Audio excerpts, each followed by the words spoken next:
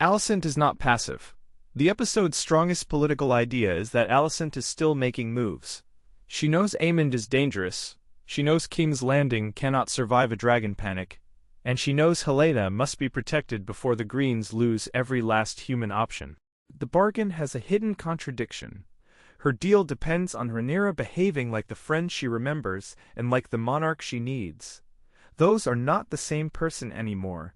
Rhaenyra arrives with Jace's death behind her, Daemon beside her, and a city full of enemies in front of her. Helena becomes the emotional center. Helena's presence makes the bargain feel less like strategy and more like triage. Alicent is not saving the regime. She is trying to save one daughter from the ruin created by the sons, fathers, and counselors around her. Jasper Wild is the old regime panicking. The Jasper Wild thread matters because it shows the Greens coming apart internally. When a court has to attack its own queen mother to preserve a doomed line, the regime has already lost the room. The queens are still mirrors. The final confrontation works because both women get what they ask for in the worst possible form. Alicent gets surrender without mercy. Rhaenyra gets the throne without innocence. That is the actual Gambit. Not who wins, but what each queen becomes after the win. Alicent's real priority. Alicent is often read as defeated, but Episode 2 gives her agency in a narrower and sadder form. She is no longer trying to win the dance outright.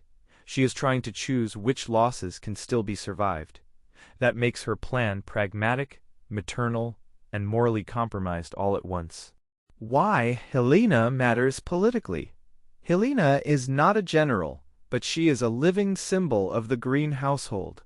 Saving her is not only kindness, it preserves the last part of Alicent's family that still feels untouched by ambition. The tragedy is that politics keeps reaching her anyway. The Luther Largent lever. The City Watch detail is smart because it grounds the surrender in institutions, not magic. Alicent cannot simply wish the city open. She needs a hinge inside the machine. Luther Largent gives the episode that hinge and reminds us how old loyalties survive under new uniforms. Jasper Wild and regime panic.